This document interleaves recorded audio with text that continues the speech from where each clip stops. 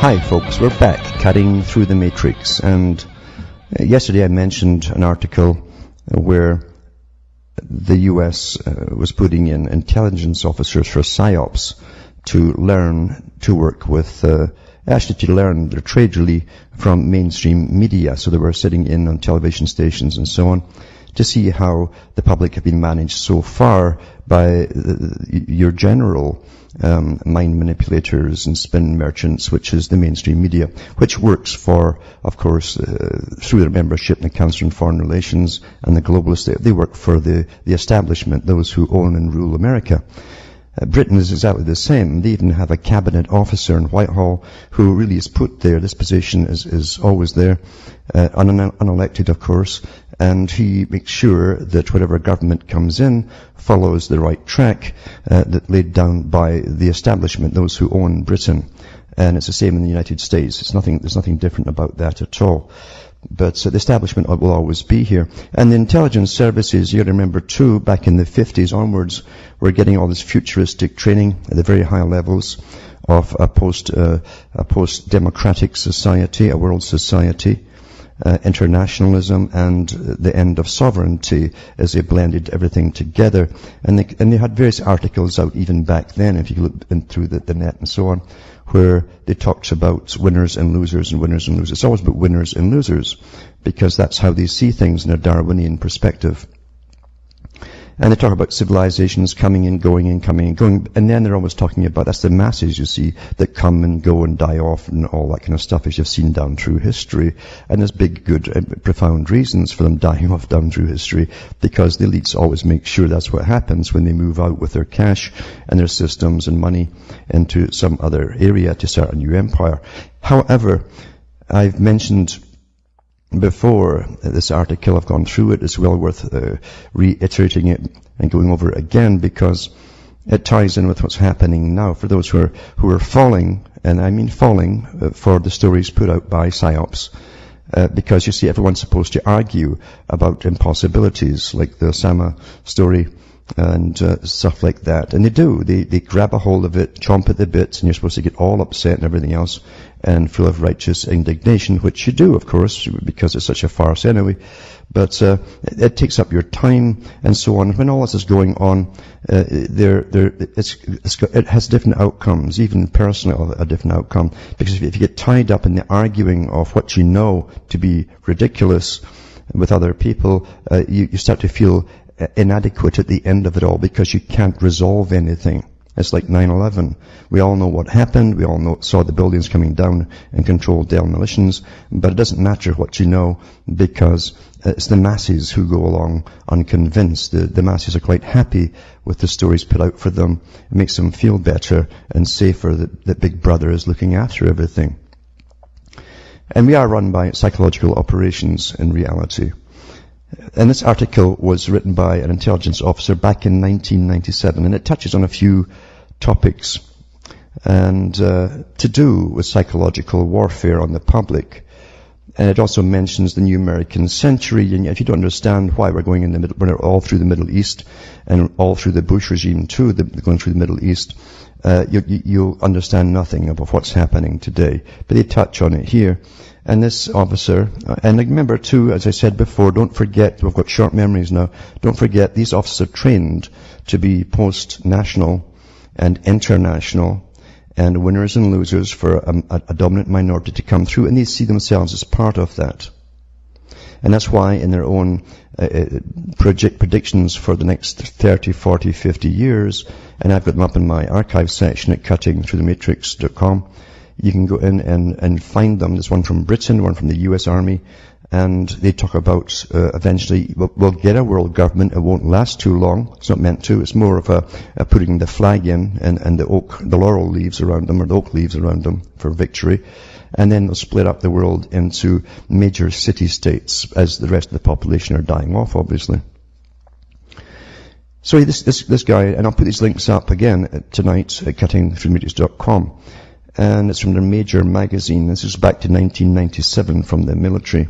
It says, we've entered an age of constant conflict. Now remember that term, constant conflict.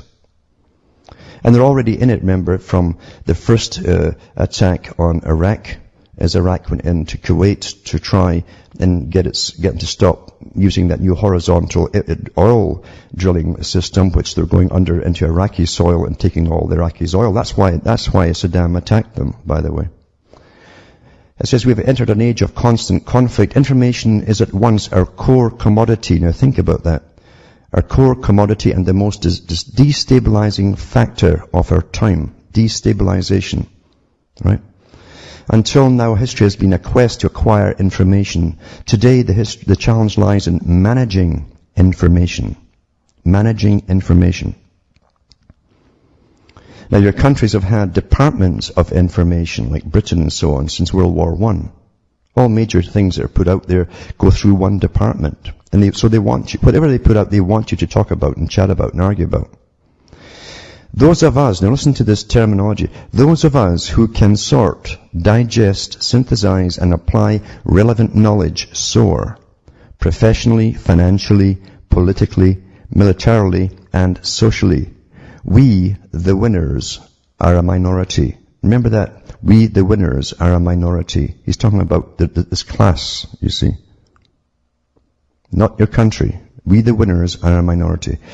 For the world masses, and that includes everyone listening out there, we're all part of this big bulk of things called the masses, devastated by information, they cannot manage or effectively interpret. Life is nasty, brutish, and short-circuited. Because information is meant to make you go round in circles and get nowhere. The general pace of change is overwhelming, and information is both the motor and signifier of change. Those humans in every country and region who cannot understand the new world, or who cannot profit from its uncertainties.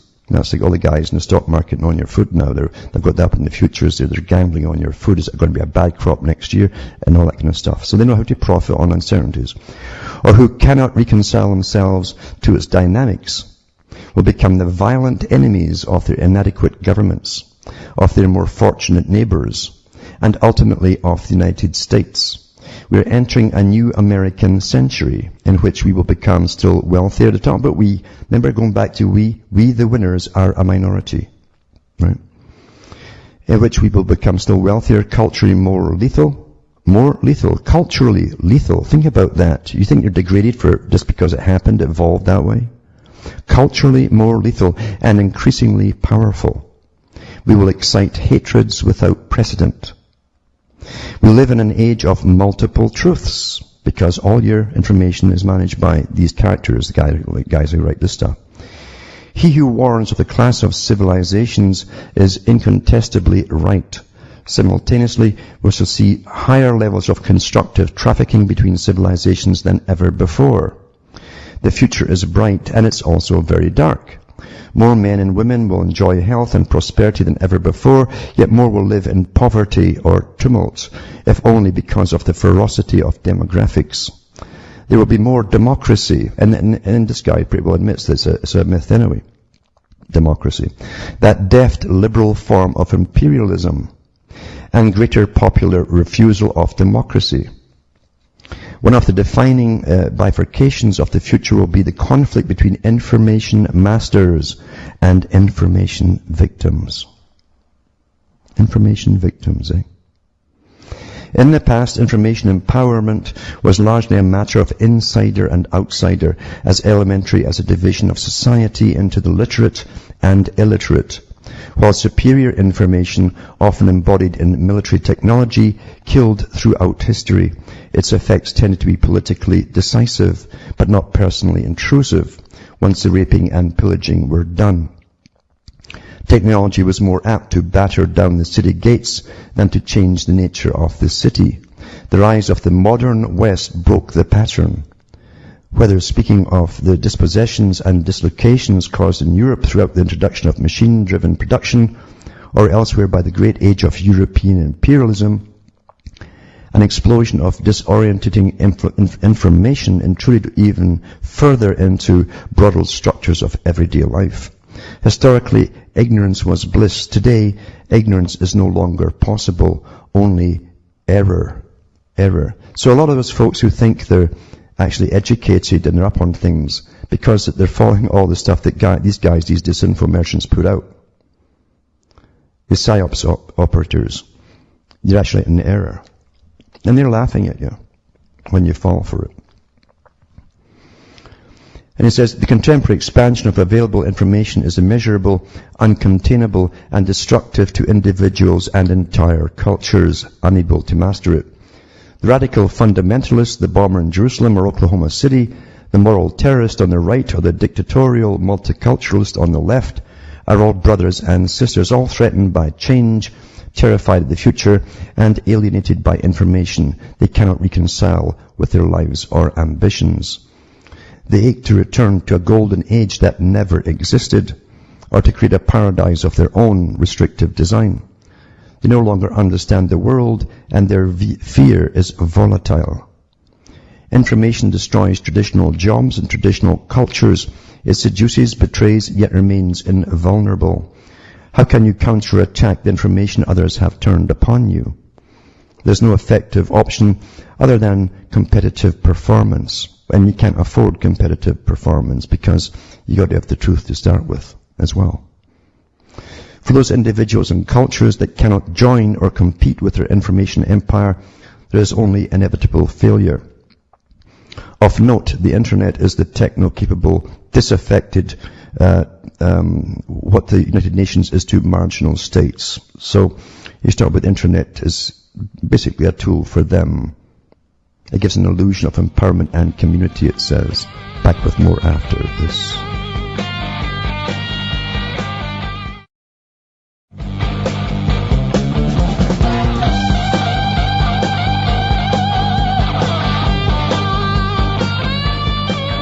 Hi folks, we're back cutting through the matrix, reading an article put out by the Military College of the US. As I say, it's to serve an elite, and they're all taught that too. They know that they're going towards this global system and it's the end of nations and so on. But they give a lot of the bag in the article because it's really aimed at their own kind. You see people coming into that field of mind manipulation and information manipulation. He says here, again, just to recap, he says, the internet is to the techno-capable, disaffected, what the United Nations is to the marginal states. It offers the illusion of empowerment and community. How many friends have you got? They're all fake, most of them. The attempts of the Iranian mullahs to secede from modernity has failed, although a turban corpse, here's the terminology they use, because they really hate these people too, of course. The turban corpse still stumbles about the neighborhood. Information from the internet to rock videos. Now listen to this. Information from the internet to rock videos will not be contained, and fundamentalism cannot control its children. Our victims, you hear that? Our victims volunteer. Because you see, everything that will come from this article that I'm going to read, he's telling you they've already degraded all of you to utter filth. And they actually go into that. And they use television for 50 years. And Hollywood.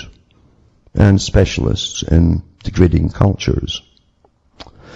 These non-competitive cultures, such as the Arabo-Persian Islam, or the rejectionist segment of our own population. Rejectionist segment of our own population. The reason I'm repeating this is because, as the guy said at the beginning, most folk can't assimilate information. They can't. So the ones who reject the segment of our own population are enraged. Their cultures are under assault. Their cherished values have proven dysfunctional because they've been made to be dysfunctional. In Britain, it's utterly multicultural, and that's not working either because they're all breaking up into their separate societies, all vying for power. And the successful move on without them, because within each culture, there's those who know to play the game, how to play it and get up there out of their own culture and move on up into the elite, you see. Actually, they're picked and selected for it, as I've mentioned before. The laid-off blue-collar worker in America and the Taliban militiamen in Afghanistan are brothers in suffering. He's saying this almost in a gloating manner, isn't he?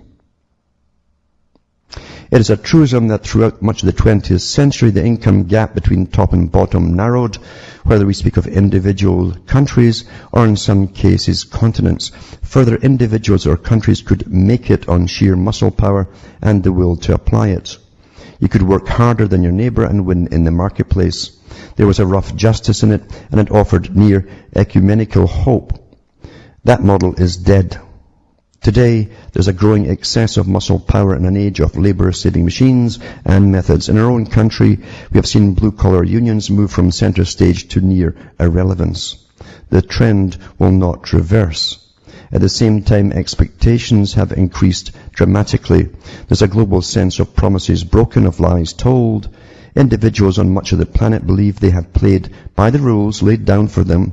In the breach, they often have not, only to find that some indefinite power has changed those rules overnight, like the global treaties and the G20 and stuff like that. The stuff I've gone over here so many times, the Council on Foreign Relations. And look at the European Union. Nobody wanted it. They did it in secrecy for years. They lied that it was going to end up with a super parliament. And they got it. So it's changed overnight, you see. Some indefinite power has changed those rules overnight. The American who graduated from high school in the 1960s expected a good job that would allow his family security and reasonably increasing prosperity. For many such Americans, the world has collapsed, even as the media tease them with images of an ever richer, brighter, fun world from which they are excluded. These discarded citizens, this is in the 90s, folks, this is, they knew they were going to crash your bank. Again, these indefinite powers, just crash your banks and make you, and then they borrow from the world banks and down you go. These discarded citizens sense that their government is no longer about them, but only about the privileged. And he's not going to deny this in his article either. Some seek the solace of explicit religion, most remaining law-abiding, hard-working citizens, and some do not. The foreign twin is the Islamic or sub-Saharan African or Mexican university graduate who faces a teetering government, joblessness, exclusions from the profits of the corruption, distorting his society, marriage and poverty or the impossibility of marriage, and a deluge of information telling him, exaggeratedly and dishonestly, how well the West lives. And who was doing all that stuff? Well, it was guys like Brzezinski was doing all that back then when they created Al-Qaeda. In this age of television series franchising, videos, and satellite dishes, this young, embittered male gets a skewed view of us from reruns of Dynasty and Dallas, or from satellite links beaming down Baywatch, sources we dismiss too quickly as laughable and unworthy of serious consideration as factors influencing world affairs. But their effect is destructive beyond the power of words to describe. Hollywood goes where Harvard never penetrated. And the foreigner unable to touch the reality of America is touched by America's irresponsible fantasies of itself. He sees a devilishly enchanting, bluntly sexual, terrifying world from which he is excluded, a world of wealth where he can judge only in terms of his own poverty. I think this is the same guy in the military who wrote the speech for Bush, where he says, they hate us. They hate us. Remember that? And they made sure that they saw these reruns, mind you, abroad. And at home too. The American dream, that fantasy, the dream. Back with more after this break. Hi folks, we're back and we're cutting through the matrix, talking about PSYOPs operations and the higher levels of military intelligence. They're all basically compartmentalized right to the very, very top, of course, and those at the top serve the elite, the dominant minority, as they're called, the ones who own the country, own the game, own the world's cash, and so on. Anyway, he goes on to say, most citizens of the globe are not economists. They perceive wealth as inelastic, its possession a zero-sum game. If decadent America, as seen on the screen, is so fabulously rich, it can only be because America has looted one's own impoverished group, or country, or region, which they eventually did 11 years after this article was written. Adding to the cognitive dissonance, the discarded foreigner cannot square the perceived moral corruption of America, a travesty of all he has been told to value, with America's enduring punitive power. How could a nation whose women are all harlots stage Desert Storm? It's an offense to God. And there must be a demonic answer, a substance of conspiracies and oppression in which his own secular, disappointing elite is complicit. This discarded foreigner's desire may be to attack the great Satan America. That was a term that they borrowed from Ronald Reagan, who first used it on Gaddafi, by the way, the great Satan. But America is far away for now, so he acts violently in his own neighborhood. He will accept no personal guilt for his failure, nor can he bear the possibility that his culture doesn't work. The blame lies elsewhere. The cult of victimization is becoming a universal phenomenon and its source of dynamic hatreds. It is fashionable amongst the world intellectual elites to decry American culture, with our domestic critics amongst the loudest in complaint.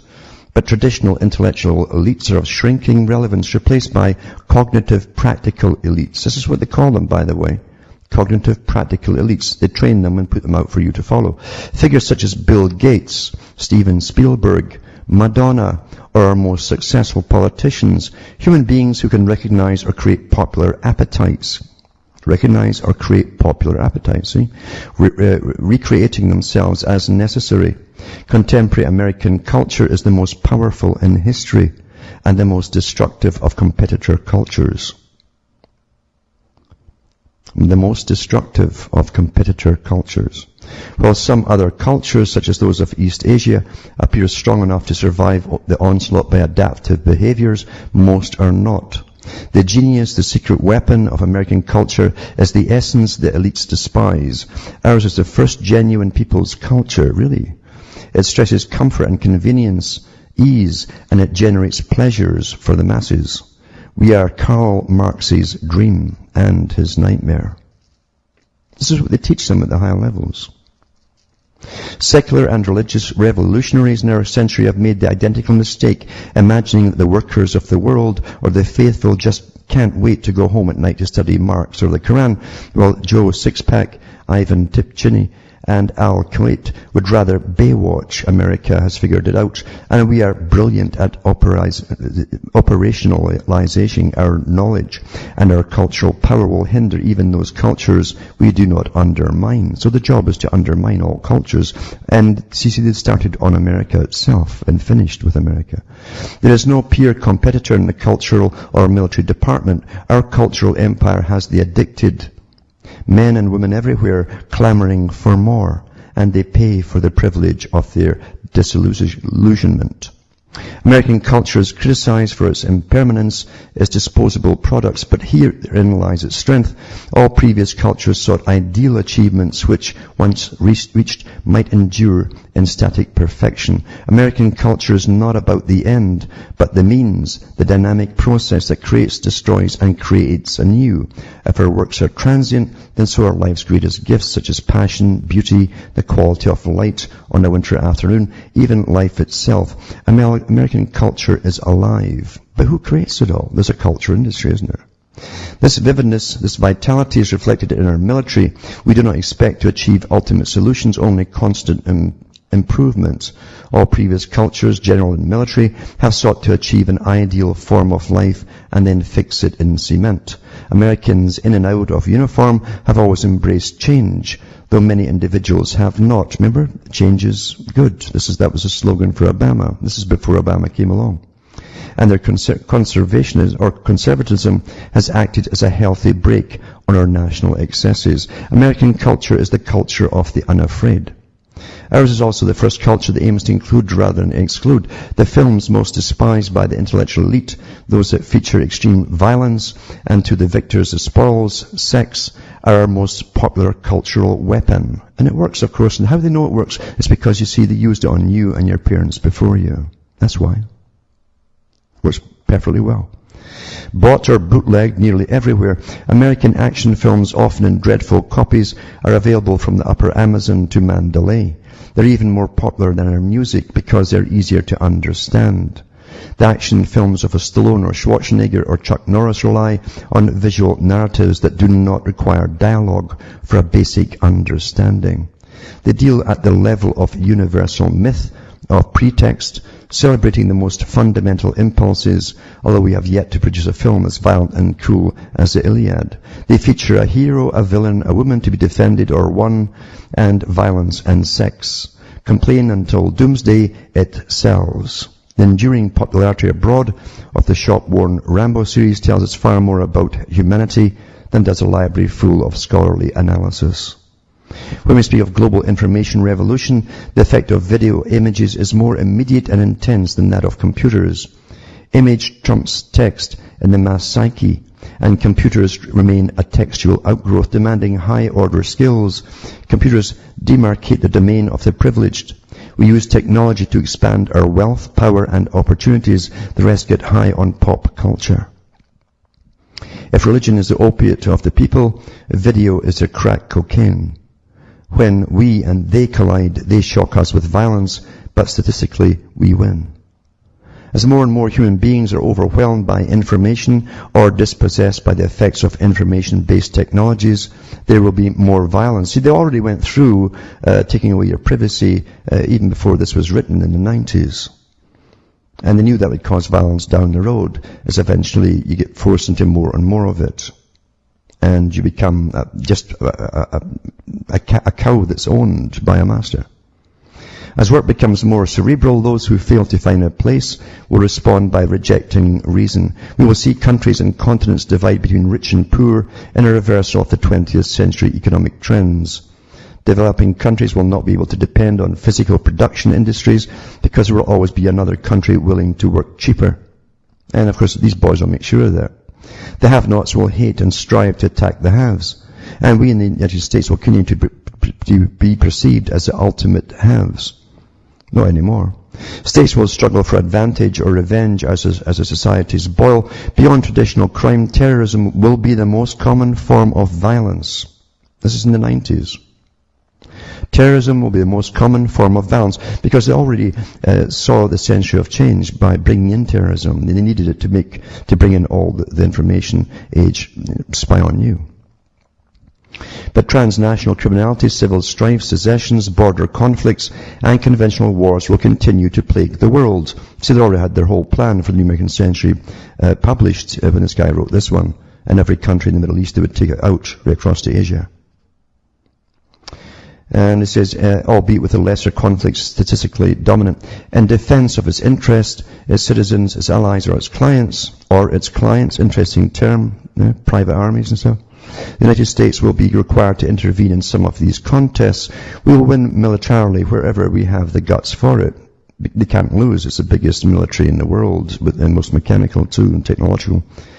There will be no peace at any given moment for the rest of our lifetimes. Right? I'll repeat that for the hard thinking. There will be no peace at any given moment for the rest of our lifetimes.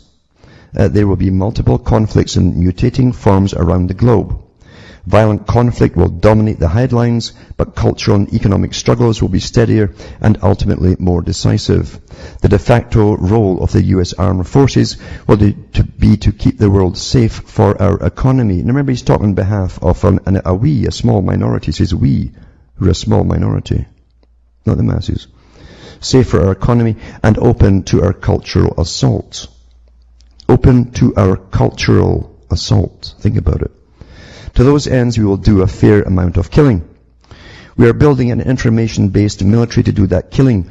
There will still be plenty of muscle power required, but much of our military art will consist in knowing more about the enemy than he knows about himself. And you, member, who are all listening, are the enemy folks as well. Manipulating data for effectiveness and efficiency. Manipulating data for effectiveness and efficiency. And denying similar advantages to our opponents. This will involve a good bit of technology, but the relevant systems will not be the budget vampires, such as manned bombers and attack submarines that we continue to buy through inertia, emotional attachment, and the lobbying power of the defense industry. Our most important technologies will be those that support soldiers and marines on the ground, that facilitate command decisions, and that enable us to kill accurately and survive amid clutter, such as the multi-dimensional urban battlefields. The only imaginable use for most of our submarine fleet will be to strip out the weapons, dock them tight, and turn the boats into low-income housing. Well, that's a little joke about the lower classes, you see. There will be no justification for billion-dollar bombers at all. They knew then that they were going to put drones out there. For a generation, probably much longer, we will face no military peer competitor. Our enemies will challenge us by other means. The violent actors we encounter often will be small, hostile parties possessed of unexpected, incisive capabilities, or simply of a stunning will to violence, or both. Renegade elites, not foreign fleets, should worry us. The urbanization of the global landscape is a greater threat to our operations than any extant or foreseeable military system. We will not deal with wars of realpolitik, but with conflicts spawned of collective emotions. Interesting, eh? Conflicts spawned of collective emotions, sub-state interests, and systemic collapse. Hatred, jealousy, and greed, emotions rather than strategy, will set the terms of the struggles. We will survive and win any conflict short of a cataclysmic use of weapons of mass destruction, but the constant conflicts in which we selectively intervene will be as miserable as any other form of warfare for the soldier and Marines engaged. The bayonet will still be relevant. However, information superiority incisively employed should both sharpen that bayonet and permit us to defeat some, but never all, of our enemies outside of bayonet range. Our informational advantage with every other country and culture will be so enormous that our greatest battlefield challenge will be harnessing its power. Our potential national weakness will be the failure to maintain the moral and raw physical strength to thrust that bayonet into an enemy's heart, and in other words, to slaughter.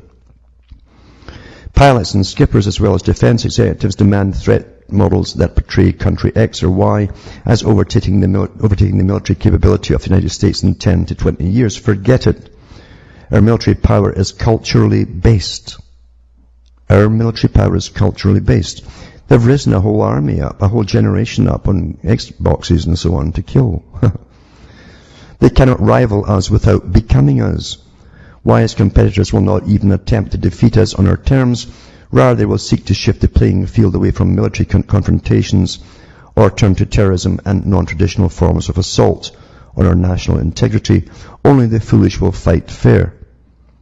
The threat model sticks together from dead parts to convince Congress that the Russians are only taking a deep breath, or that the Chinese are only a few miles off the coast of California, uniformly assume that while foreign powers make all the right decisions, analyze every trend correctly, and continue to achieve higher and higher economic growth rates, the United States will take a nap. On the contrary, beyond that beltway, the United States is wide awake and leading a second industrial revolution that will make the original industrial revolution that climaxed the great age of imperialism look like a rehearsal by amateurs. Only the United States has a synthetic ability, the supportive laws, and the cultural agility to remain at the cutting edge of wealth creation. But they plunder off you too once you create it. And he goes on about freedom works. He says, in the military sphere, it would be impossible to rival or even approach the capabilities of our information-based force because it's so profoundly an outgrowth of our culture. Our information-based army will employ many marvelous tools, but the core of the force will still be the soldier, not the machine, and our soldiers will have skills other cultures will be unable to replicate. Intelligence analysis, fleeing human complexity, like to project enemy capabilities based upon the system's potential opponents might acquire, but buying or building stuff is not enough. It didn't work for Saddam Hussein, and it won't work for Beijing. But then they go into basically how they're bringing up generations to continue this perpetual war. The information dexterity of our average middle-class child, you call it kids here, is terrifying to anyone born before 1970. Our computer kids function at a level foreign elites barely manage, and this has much to do with television commercials, CD-ROMs, and grotesque video games as it does with the classroom. We're outgrowing our 19th century model education system as surely as we've outgrown the manned bomber. In the meantime, our children are undergoing a process of Darwinian selection and coping with the information deluge that is drowning many of their parents.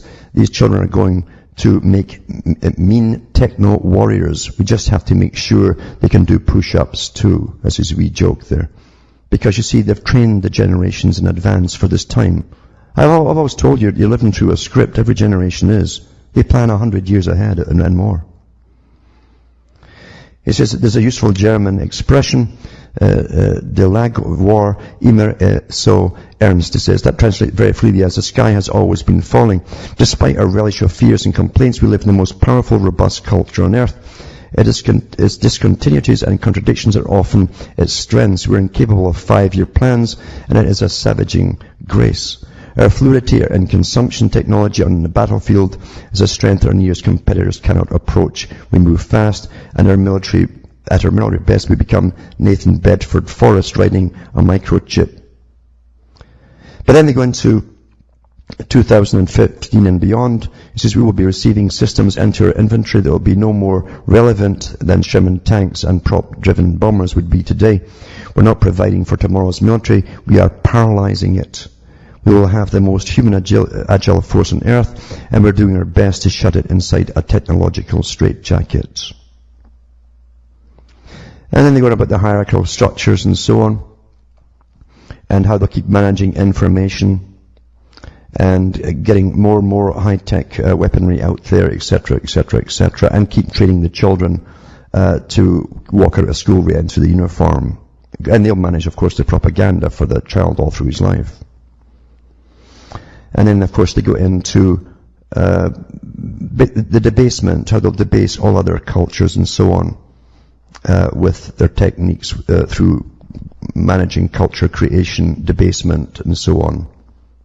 He says the next century will indeed be American, but will also be troubled. We'll find ourselves in constant conflict, much of it violent, because it's planned that way. The United States Army is going to add a lot of battle streamers to its flag. We will wage information warfare, but we will fight with infantry. We will always surprise those critics, domestic and foreign, who predict our decline. And that's one of the intelligence officer who teaches these guys in PSYOPs. They're using it against you as well. We, the winners, are a minority. Back with more after this. Hi folks, I'm back. We're cutting through the matrix, and I'll put that article up, or the link to it up tonight, and you can save it for yourself. So it might disappear one day. I've read it for over a few years, once or twice, because you've got to bring yourself back to reality, from the heads, the top levels of those that serve the establishment, as it called, the minority that rule and own your country. And this is how they think. They show you how they think. And this guy is obviously a top lecturer to high candidates that get into this particular elite of psychological operations, not the lower levels that go out and works with the TV boys, much, much higher than that. And they've got the whole future planned for you. And they basically talk about winners and losers, and of course the masses are the losers. But they do go into how they degrade the world with their culture. And it works well because, you see, they already did it in all of you. And remember what they accomplished, the dissolution of the family unit. They've got women now who are quite happy to have abortions. They don't really want children at all. And on it goes. Everybody goes out to weekend parties. For young guys, it's just a candy shop, all the available women who don't even need to know their names or necessarily want to. That's what they want to push across the world, a completely dysfunctional society that really can't function very much longer the way it is. Can't do it. None can stand like that. And that's history for you too.